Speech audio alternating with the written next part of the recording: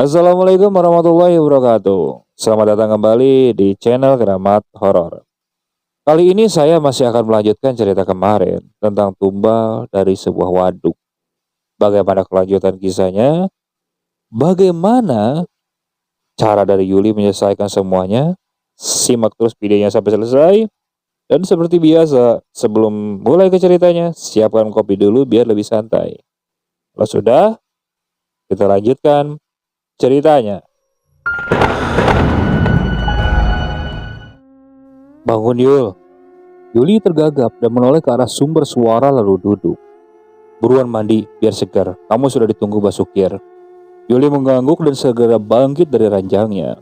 Ia kembali teringat kejadian beberapa jam yang lalu, di mana dirinya berjuang dalam pengerian yang baru pertama kali dia alami. Membayangkan semuanya, Yuli seketika merinding. Jiwanya masih merasa takut, walaupun tak lepas dari waduk yang sampai saat ini masih menjadi misteri. Guyuran demi guyuran langsung membasahi tubuh Yuli. Dingin namun rasa segar dirasa olehnya, membuatnya mampu melonggarkan sejenak tanpa memikirkan beban. Akan tetapi, ketika Yuli selesai dari mandi, tiba-tiba saja Yuli mencium aroma amis. Penasaran, Yuli kemudian mencari asal bau itu. Dicarinya di setiap sudut kamar mandi, namun ia tak menemukan apapun. Hingga tak lama kemudian, Yuli beringsut mundur. Wajahnya pucat, mulutnya terbungkam, jiwanya kembali terguncang. Kala menyaksikan dengan jelas, sosok makhluk bertanduk itu berdiri di sudut kamar mandi paling gelap. Tak hanya itu saja, mata Yuli juga melihat dari kedua tangan sosok itu, menenteng dua kepala masing-masing di tangannya, dengan darah yang keluar berwarna merah kehitaman, dengan aroma anyir menyengat. Belum hilang rasa takut dan kagetnya, tiba-tiba tubuhnya yang masih berbalut handuk tersapu angin teramat dingin. Yuli mundur dan baru keluar dari bilik kamar mandi. Namun baru satu langkah, Yuli kembali dikejutkan dengan suara rintihan dari bilik. Jiwa Yuli benar-benar tercekat. Ia berusaha sekuat tenaga ingin berbalik, tapi seperti tertahan oleh kekuatan besar, hingga hanya berkeringat dingin yang deras dan mengucur. Yul, masuk! Tiba-tiba, ada sebuah tangan mengagetkan di pundaknya. Akhirnya tubuh Yuli mampu bergerak. Segera ia melangkah cepat mengikuti Pak Waris, sosok yang menyadarkannya. Setelah selesai memakai pakaian, Yuli keluar dan bergabung bersama Pak Waris dan Pak Sukir di ruangan tamu.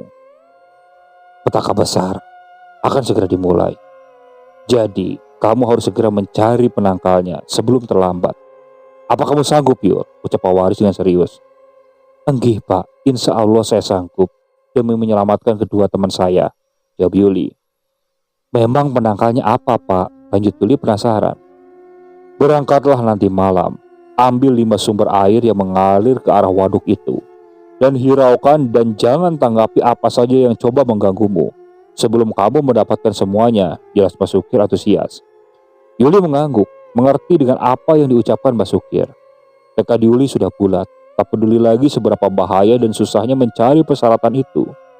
Meski di tempat tinggalnya itu banyak terdapat sungai kecil, namun itu bukan hal mudah di samping waktu yang sangat singkat dan juga keadaan malam sebagai salah satu syaratnya, menjadi sebuah tantangan mental bagi Yuli. Sebuah botol plastik berlogo air mineral sudah Yuli kemas. Tak lupa sebuah senter juga sudah ia siapkan untuk menemani perjalanan malam ini. Setelah semuanya siap, Yuli terlebih dahulu beristirahat sembari menunggu waktu. Sedangkan Basukir dan Pak Waris memilih berdiam diri di halaman belakang menikmati hembusan angin sore.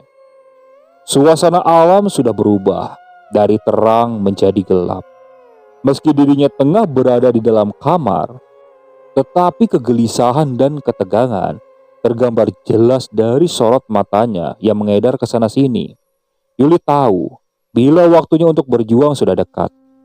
Terbayang olehnya apa yang bakal ia temui dan lihat dalam perjalanannya nanti. Memikirkan hal itu, napasnya berat, terhempas kuat dari dadanya, berusaha menguatkan mental serta keberaniannya. Yul, berangkatlah. Satu suara akhirnya menyudahi lamunan Yuli. Tapi sebelum Yuli berlalu pergi, sebentar ia membuka pintu kamar lain. Yuli menyempatkan melihat kedua temannya yang masih terbaring. Rasa iba dan kasihan seketika menyulut energi keberanian untuk Yuli demi menyelamatkan kedua temannya yang sekarat. Sesampainya di depan, Yuli disambut wajah keribut Basukir dan Pawaris. "Lihat ya, Yul, apa saja yang kamu lihat dan rasakan di sana, jangan ditanggapi. Itu adalah ujianmu untuk mendapatkan persyaratannya," ujar Basukir memberikan pesan, disambut anggukan kepala tanda mengerti. Pelan namun pasti langkah Yuli. Dengan senter di tangan kanan sebagai penerangan jalan, Yuli mengikis rasa takut yang sebenarnya mulai mendatangi. Sesekali Yuli berhenti, memandang menelisik ke sekeliling dan menajamkan pendengaran, berharap bisa segera menemukan suara aliran sungai. Namun sudah hampir ratusan meter kakinya melangkah, belum satu pun ia temukan. Tanpa putus asa, Yuli terus melangkah, mengabaikan peluh yang mulai membasahi. Hingga tak lama, tak jauh dari tempatnya berdiri, telinga Yuli mendengar suara gemercik air. Ia berlari, menghampiri sumber aliran air. Sesampainya sejenak, ia mengamati arus sungai. Dirinya mengikuti arah air mengalir hingga tiba di satu titik, di mana terdapat aliran saling bertubrukan. Yuli segera mengeluarkan botol plastik pemberian Basukir untuk mengambil air. Namun, baru saja Yuli ingin meraup, satu bayangan tiba-tiba melompat. Yuli terkejut. Ia kemudian berdiri dan mundur selangkah, sembari mencari bayangan hitam yang baru saja mengganggunya. Sampai beberapa detik lamanya, Yuli menatap sekeliling. Hanya gelap malam yang dirinya lihat. Tak ada apapun dan siapapun. Walaupun dalam hati terasa was-was, tapi akhirnya Yuli berhasil mengisi botol aqua plastik itu penuh. Tak ingin berlama-lama, Yuli segera pergi dan mencari tempat berikutnya. Baru saja melangkah, Yuli merasa ada yang berbeda dari tempat itu. Yuli sesekali berhenti dan sesekali berlari, sembari menoleh ke samping. Hal itu ia lakukan karena ia merasa dirinya seperti diikuti oleh sesuatu. Entah sosok bayangan tadi atau ada sosok lain. Yuli mempercepat langkah larinya ketika ia tiba-tiba merasa ada sesuatu yang mulai mendekat dengan cepat. Sampai akhir ia menemukan kembali sebuah aliran sungai yang mengarah ke waduk dari tempat pertama. Yuli lebih waspada. Sebelum ia mengambil air, matanya mengedar, menelisik sekeliling. Merasa aman, Yuli pun segera mengambil air dari botol kedua. Tetapi ketika baru saja akan melangkah meninggalkan tempat itu, mendadak tubuhnya terasa dingin dan kaku.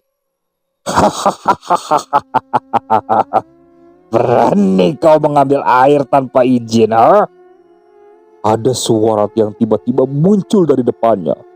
Tak berapa lama, suara itu mulai mewujudkan wujudnya. Sosok kakek tua yang tiba-tiba muncul di depannya membuat tubuh Yuli semakin kaku dan benar-benar tak bisa bergerak. Jaraknya begitu dekat, membuat kaget dan takut, ingin mundur. Namun lagi-lagi kakinya seolah terpatri kuat, hingga tak mampu dia gerakan. "Kembalikan airnya, atau mau diganti dengan darahmu," ucap kakek tua itu bernada mengancam, membuat tubuh Yuli menggigil ketakutan. "Yul, jangan ditanggapi. Kuatkan batinmu dan segera pergi dari tempat itu." Tiba-tiba saja suara dari Basukir memberikan perintah. Bimbang antara menuruti Basukir atau menuruti kakek tua yang ada di hadapannya. "Cepat, pergi dari situ!" Sekali lagi hentakan lirih itu seperti sengatan listrik bagi Yuli. Tubuhnya tergerak dan melangkah. Tak peduli dengan sosok kakek tua yang mulai melotot ke arah Yuli, kakinya terasa ringan menapak di tanah, seolah-olah tak ada beban apapun. Namun tak lama, rasa bergidik dan ngeri spontan menyusup ke tubuhnya. Kala matanya melihat bagian tubuh sosok kakek tua itu dipenuhi luka menganga dan mengeluarkan bau busuk yang menusuk hidung. Kelegaan akhirnya dirasa Yuli setelah jauh meninggalkan tempat di mana ia mendapatkan air kedua. Rasa ingin mendapatkan air ketiga menyemangati dirinya sendiri yang mulai lelah. Namun hingga puluhan menit ia berjalan, belum juga ia menemukan aliran sungai. Yuli kemudian berhenti sejenak setelah melihat sebuah pondokan kecil. Sebentar ia menyeka keringat. Gelap dan semakin gelap. Ia tak dapat lagi menghitung waktu. Tak peduli lagi meskipun harus menuntaskan semalaman, asal bisa segera mendapatkan 5 syarat air sungai yang mengalir ke waduk. Hampir setengah jam Yuli beristirahat. Tiupan angin mulai melenakan tubuhnya. Tak berapa lama matanya sayu. Yuli mulai ngantuk. Hampir saja matanya terpejam. Namun ia dikejutkan suara gaduh dari arah depan pondok. Yuli bangkit dan menoleh, menatap ke arah sumber suara. Di sana, Yuli melihat ada segerombolan orang tengah memanggul keranda. Namun yang membuat Yuli semakin ketakutan ketika matanya menatap atau menangkap orang-orang yang memanggul itu tanpa mempunyai kepala. Apalagi dengan tubuh terbujur yang ada di atas keranda, membuat tubuh Yuli semakin tak mampu digerakkan.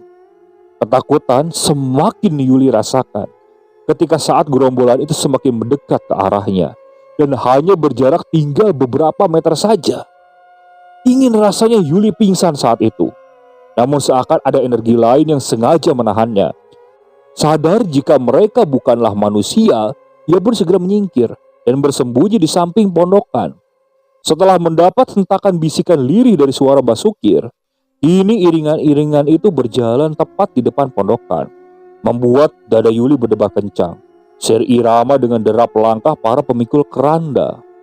Tubuh Yuli semakin dingin, kaku, tak kala rombongan itu tiba-tiba saja berhenti dan mengeluarkan sosok pocong dari keranda, kemudian berlalu dan pergi.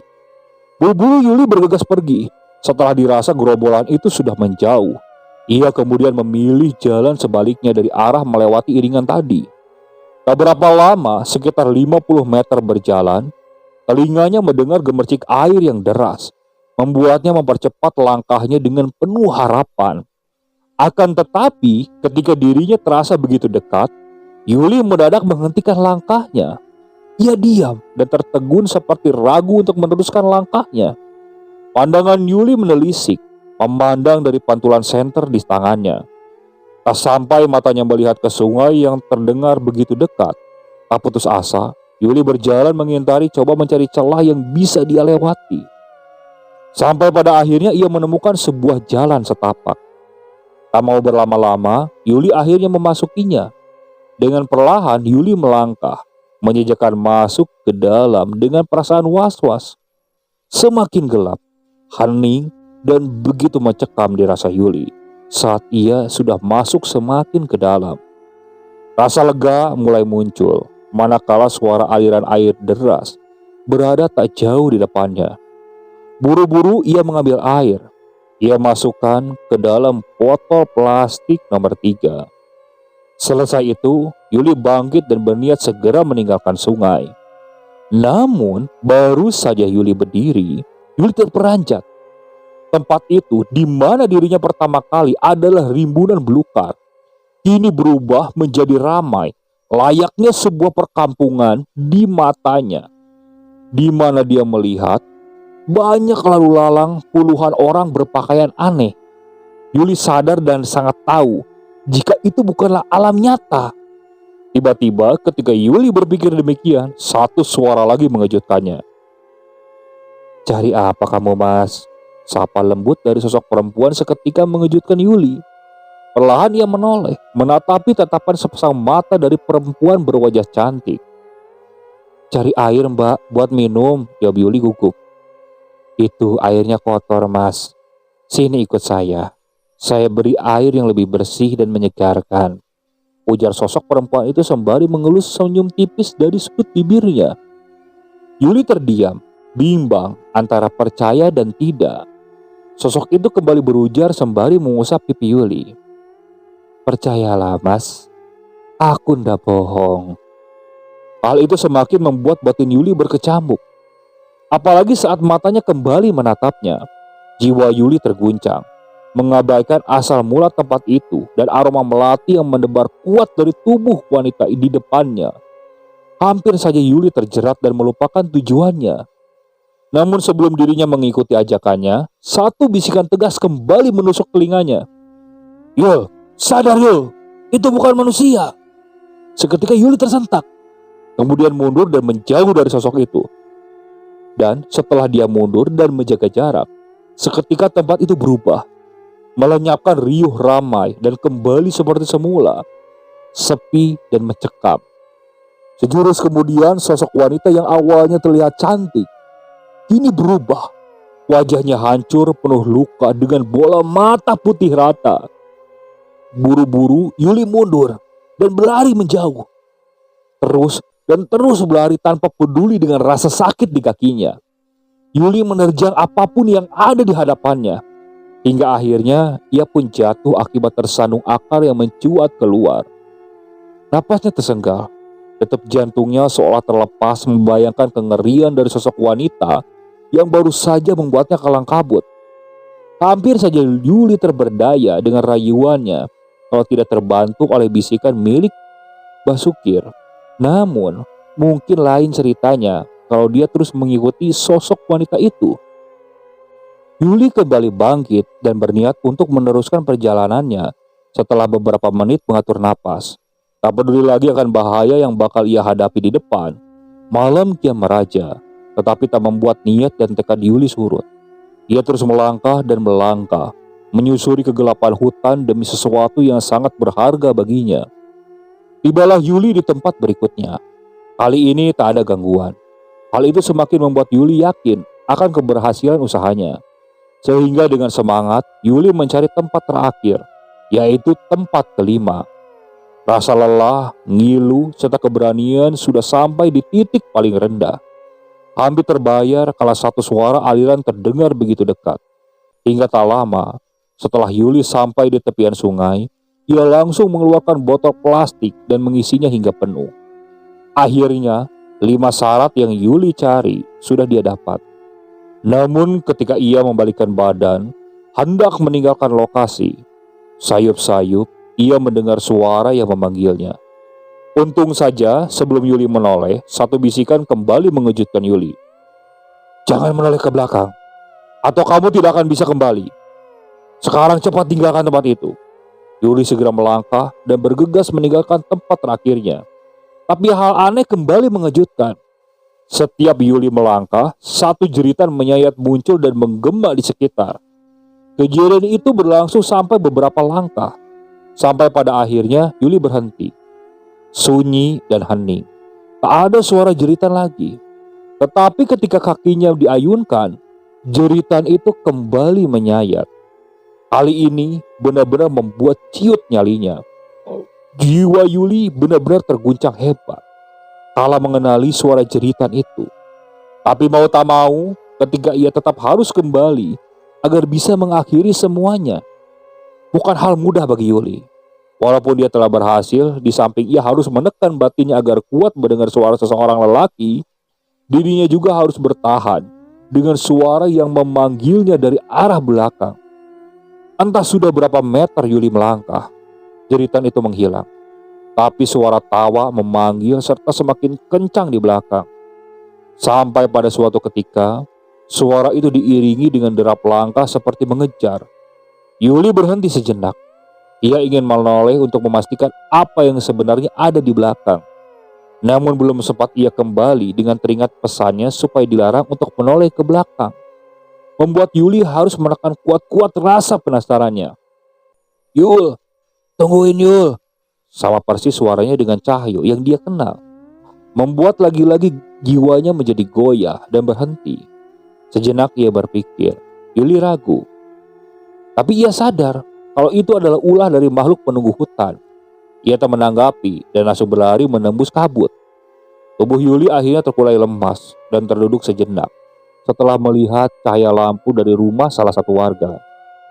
Tertegun sebentar antara percaya dan bila itu benar rumah warga atau masih bagian dari tipu daya para makhluk halus. Setelah memikirkan matang-matang, Yuli kembali melangkah, mendekat ke arah rumah warga yang diyakininya.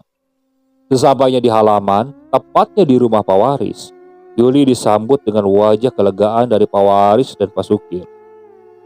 Hal itu membuat Yuli yakin bila dirinya telah berada di rumah Pak Waris. "Yul, buruan masuk terus mandi." "Iya Mbah," sahut Yuli.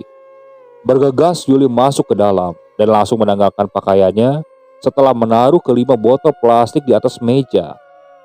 Selesai bebersih, Yuli kemudian menghampiri Pak Waris dan Mbak Sukir yang sudah menunggunya di ruangan biasa.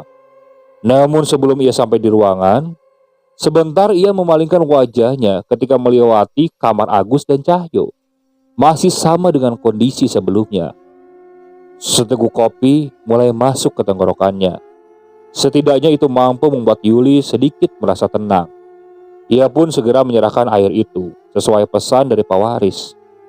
Tak lama, Mbak Sukir mengeluarkan sebuah benda berbentuk keris seukuran telunjuk jari orang dewasa. Bawa ini Yul, kamu masih punya tugas lagi sebelum ritual penumbalan dimulai, ucap Mbak Sukir sambil mengulurkan keris dan Yuli menerimanya. Itu buat ritual besok malam, ritual terakhir untukmu, ucap Mbak Sukir saat itu. Lagi-lagi Yuli terenyak.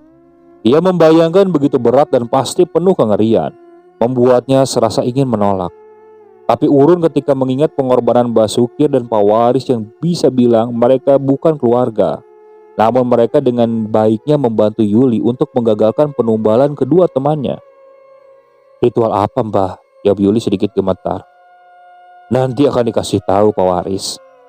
Kita akan melakukan ritual itu besok malam. Jadi Mbah harap malam ini kamu istirahat yang cukup. Karena besok bakal menguras tenaga, jelas Mbak Sukir sekaligus menutup obrolan malam itu. Yuli beranjak masuk ke dalam kamar. Hawa dingin dan suasana hening mampu menumbuhkan rasa nyaman untuk Yuli beristirahat. Ditambah rasa lelah, tentu semakin membuat nyenyak pulas oleh rengkuhan dalam mimpi. Tapi semakin malam, suasana semakin dirasa berbeda. Terkadang tubuhnya merasai hembusan angin dingin, dan tak lama berganti hawa panas. Sampai pada akhirnya Yuli harus bangun. Dia duduk di tepian ranjang kala mendengar suara tawa berat dari sosok lelaki yang Yuli sendiri belum tahu di mana wujudnya. Hingga sampai beberapa lama, Yuli masih terus mendengar suara tawa itu. Tawa dari sosok lelaki seolah sedang mengejeknya. Yuli terdiam. Jiwanya mulai merasa takut, tapi mentalnya sudah terbiasa, sehingga dirinya mampu menahan. Selang beberapa menit, suara itu menghilang. Berganti bau busuk menyengat, menyebar seantero dalam kamar. Kali ini, tak mau tahu, Yuli bangun dan melangkah keluar untuk mencari sumber bau. Namun ketika Yuli keluar dari kamar, saat itu juga, Yuli mendapati kejanggalan. Ruangan yang terakhir kali Yuli, Pak Waris dan Mas Surip buat mengobrol, hari ini berubah. Sejauh mata Yuli memandang, hanya pelataran luas yang Yuli tangkap. Ia berada di tempat yang lain, dan ketika dirinya membalikkan badan ingin kembali masuk ke kamar, pintu kamar itu sudah tidak ada lagi di belakangnya. Kali ini mental Yuli dibuat ciut. Tubuhnya mulai gemetar hebat. Kala hembusan angin dingin dibarengi bau bangkai dan bau bunga kuburan menerpa wajah Yuli. Yuli mundur, masih dengan tubuhnya yang gemetar. Mendapati tiba-tiba ada sosok yang muncul di depannya. Tetapi tak sampai 3 langkah, tubuh Yuli jatuh terduduk di lantai. Yuli menggigil ketakutan. Semakin kencang saat wajah dari sosok itu tiba-tiba berada tepat di depan wajahnya. Wajah bertanduk itu menyeringai, tertawa sebelum menghilang. Tetapi sedetik kemudian, suara bernada peringatan itu kembali menggema menusuk telinga Yuli. Berhenti memulai gelar pusoko atau selembar nyawa dari kedua orang tuamu melayang. Dan suara itu terdengar sangat berat dan sedikit mengancam, seperti keluar dari sosok bertanduk tersebut. Kalian terlalu berani melawanku. Tidak semudah seperti ucapan nyawa tua bangka itu. Walaupun syaratnya sudah kau dapatkan. Wajah Yuli seketika memucat mendengar ucapan sosok itu yang mungkin mengetahui rencananya. Seketika Yuli berpikir akan sia-sia semua usahanya. Bila sosok iblis ini telah mengetahui, tentu nyawanya juga akan ikut melayang. Hingga setelah berucap, mendadak suasana berkabut dan berubah menjadi normal kembali. Seperti awal tadi, ruangan dalam rumah Pak Waris. Tubuh Yuli terhenyak, sedikit demi sedikit mulai mampu bergerak. Ia kemudian bangkit dan berniat berdiri untuk masuk ke kamar. Akan tetapi, langkahnya tertahan. Kali ini bukan dari sosok mengerikan, melainkan sosok Cahyo yang sudah berdiri entah dari mana dan kapan. Sosok Cahyo ini ada di belakang Yuli. Yuli benar-benar terkejut. Kala itu ketika ia mendapati Cahyo berdiri di belakangnya. Apalagi dengan wajah pucat pasi. Matanya sepenuhnya putih. Yul, kalau kamu masih mau hidup, hentikan semua ini, ucap sosok Cahyo. Mendengar ucapan dari Cahyo, Yuli tidak serta-merta langsung mempercayai atau menanggapi. Ia tahu kalau sekarang yang ada di hadapannya bukanlah sosok Cahyo yang sebenarnya, melainkan tipu daya dari sosok iblis yang sebelumnya memberi peringatan kepadanya. Maaf, tekadku sudah bulat untuk menyelamatkanmu dan Agus. Jadi jangan halangi niatku, saut Yuli. Sosok Cahyo terdiam dengan sorot mata tajam saat mendengar ucapan dari Yuli. Kemudian ia berpaling, berlaru dengan cara menghilang, menyisakan kabut tipis dan dibarengi dengan Yuli yang saat itu berada di dalam kamar. Yuli awalnya ingin keluar lagi untuk memastikan kedua temannya, namun urung. Dia memilih untuk duduk, menyandarkan tubuhnya ke tembok di dalam kamar. Sekian puluh menit termenung, Yuli akhirnya tertidur kembali. Pulas dan nyenyak, tak terganggu lagi oleh suara apapun, sampai malam pun berganti pagi. Entah berapa jam Yuli tertidur, tapi pagi itu ia terbangun kala sentuhan Pak Waris segera mengakhiri buayan mimpi Yuli. Ia terbangun kala matanya mendapati Pak Waris dan Pak Sukir sudah berada di hadapannya. Apa yang kamu temui semalam? Itu adalah bentakan dari sosok perewangan si dukun. Jadi kamu gak usah khawatir. Semua sudah Bapak pikirkan matang-matang dengan Pak Sukir, ujar Pak Waris menegaskan. Bangun Yul dan segera mandi. Akhirnya Yuli beranjak tanpa berucap setelah mendengar perintah dari Pak Waris. Setelahnya ia baru terkejut manakala berjalan kembali masuk, melihat seluruh isi dalam kamar sudah banyak tersaji umbur rampe dan beberapa kembang setaman dan dupa yang sudah menyala. Yuli yang sedikit penasaran menanyakan hal itu kepada Pak Waris dan Mbak Sukir. Loh Pak, kamarnya kok sudah penuh kayak gini? Tanya Yuli dengan wajah heran. Sudah, ayo ke ruangan tengah. Akan Bapak jelaskan di sana sama Mbak Sukir. Lalu Pak Waris mengajak Yuli ke depan. Sesampainya, Yuli duduk lesu menghadap ke Pak Waris dan Mbak Sukir.